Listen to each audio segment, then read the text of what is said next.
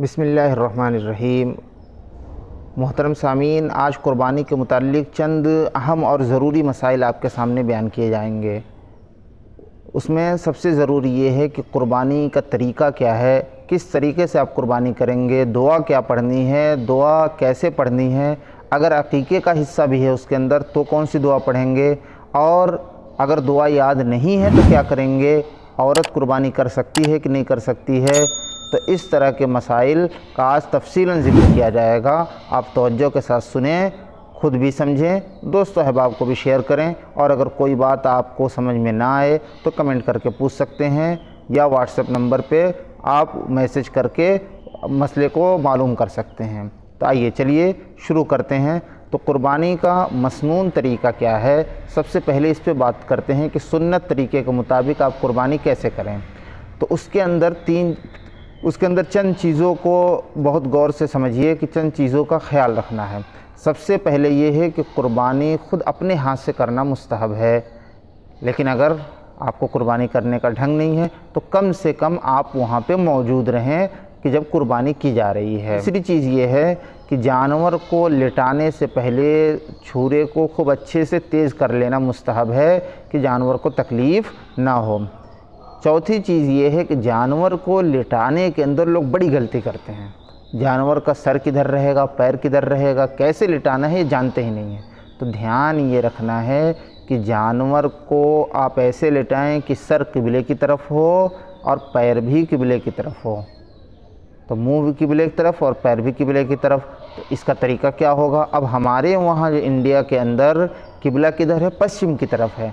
तो अब आप कैसे लिटाएंगे, तो सर उसका रखेंगे दक्षिण की तरफ और दुम रखेंगे उत्तर की तरफ।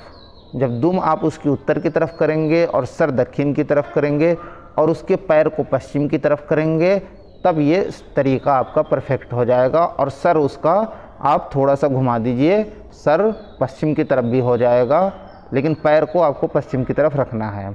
तो इस तरीके पे ही आपको लिटाना है यहाँ पे। इसके अलावा दूसरे किसी तरीके पे आपको लिटाना नहीं है, और ना आपका मसनून तरीका अदा नहीं होगा।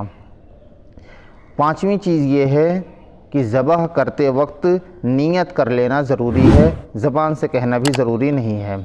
छठी चीज़ ये है कि ज़बह करने से पहले बिस्मिल्लाह अल्लाहु अकबर कहना है, और ज़बह करने से पहले जो दुआ पढ़ी जाती है वो दुआ पढ़ना भी मसनून है। वो दुआ क्या है, तो इन्नी वज्जहतु वजहिया लिल्लज़ी फ़तरस समावाति वल अर्ज़ हनीफ़न वमा अना मिनल मुश्रिकीन इन्ना सलाती व नुस्की व महयाय व ममाति लिल्लाहि रब्बिल आलमीन ला शरीक लहू बिज़ालिका उमिरतु अना अव्वलुल मुस्लिमीन। ये इतनी दुआ पढ़ के फिर उसके बाद आप क्या है, बिस्मिल्लाह अल्लाहु अकबर कह के और छुरी चलाएँगे। ज़बह के बाद आप क्या पढ़ें, तो ज़बह के बाद अल्लाहुम्मा तक़ब्बल मिन्नी, अगर आपकी जानिब से है तो अल्लाहुम्मा तक़ब्बल मिन्नी कमा तक़ब्बलत मिन हबीबिका मुहम्मदिन व खलीलिका इब्राहीम अलैहिस्सलातु वस्सलाम। और अगर ये क़ुरबानी आपकी तरफ से नहीं है बल्कि आप किसी और की तरफ से कर रहे हैं तो अल्लाहुम्मा तक़ब्बल मिन्नी नहीं कहेंगे, क्या कहेंगे, अल्लाहुम्मा तक़ब्बल मिन। फिर अब जिसका नाम होगा उसको उसके बाप के नाम के साथ, अगर बड़े की कुर्बानी कर रहे हैं तो सातों नाम यहीं पे लेने हैं कि फ़ला बिन फ़ला, फ़ला बिन फ़ला, वो फ़ला बिन फ़ला, वो फ़ला बिन फ़ला करते हुए सातों नाम लेके फिर कमा तक़ब्बलत मिन हबीबिका मुहम्मदिन व खलीलिका इब्राहीम अलैहिस्सलातु वस्सलाम, ये ऐसे दुआ आपको पढ़नी है।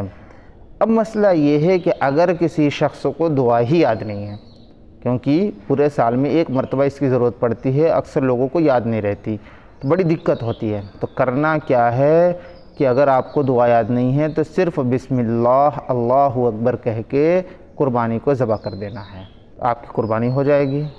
और ये नाम जो दुआ बाद में पढ़ी जाती है, अगर वो भी आपको याद नहीं है तो उसके अंदर भी सिर्फ़ दिल से नियत कर लेना कि फ़ला फ़ला फ़ला की तरफ से कुर्बानी अल्लाह ताला कबूल कर लें। उर्दू में भी अगर कह लिया तो भी काफ़ी हो जाएगा, लेकिन अगर अरबी में कह लिया तो ज़्यादा बेहतर है। इसी तरह ध्यान ये रखना है कि जब आपको जानवर ज़बह करना है तो जानवर के गले में 4 रग होते हैं, 4 में से 3 रगों का कटना ज़रूरी है। अगर 3 रग नहीं कटे, 3 से भी कम हैं, तो फिर कुर्बानी नहीं होगी। इसलिए ध्यान ये रखना है कि 3 रग तो कम से कम कटें, लेकिन 3 ही ज़रूरी नहीं, आप चारों रग भी काट सकते हैं, बस गर्दन को अलग नहीं करना है, वरना चारों ही रग काटें لیکن 3 کم سے کم کٹنا ہی کٹنا چاہیے۔ لوگ یہ سمجھتے ہیں کہ بس 3 کاٹ لو چوتھا نہ کٹے، ایسا نہیں ہے۔ بس گردن الگ نہیں کرنی ہے، گردن کو اسی میں چھوڑ دینا ہے جب تک کہ بالکل جانور ٹھنڈا نہ ہو جائے۔ اب معاملہ یہ ہے، ایک مسئلہ یہ ہے کہ عورت قربانی کر سکتی ہے کہ نہیں، تو عورت بھی قربانی کر سکتی ہے، عورت بھی دعا ویسے ہی پڑھے گی جیسے مرد پڑھتا ہے اور قربانی کر سکتی ہے۔ اسی طرح ایک مسئلہ یہ ہے کہ رات کے اندر اگر کوئی شخص قربانی کرنا چاہے، ایسے پہلے دن تو صبح صادق کے بعد جب نماز ہو جائے گی تب قربانی کا ٹائم شروع ہوتا ہے، لیکن جو 3 دن ٹائم رہتا ہے، بیچ میں 2 راتیں بھی آتی ہیں، تو اگر کوئی شخص اس رات میں قربانی کرنا چاہ رہا ہے تو فقہا نے رات میں قربانی کرنے کی اجازت اسی شرط پہ دی ہے کہ جب لائٹ کا اچھا انتظام ہو، کہ جانور صحیح سے ذبح ہو، ایسا نہ ہو کہ رگیں صحیح سے نہ کٹ پائیں یا جانور ادھر ادھر بھٹک جائے، بھاگ جائے اور کوئی ایسی بات پیش آ جائے۔ لیکن آج کے زمانے میں لائٹ کا خوب انتظام ہے ہر جگہ پہ، تو رات کو بھی آپ قربانی کر سکتے ہیں۔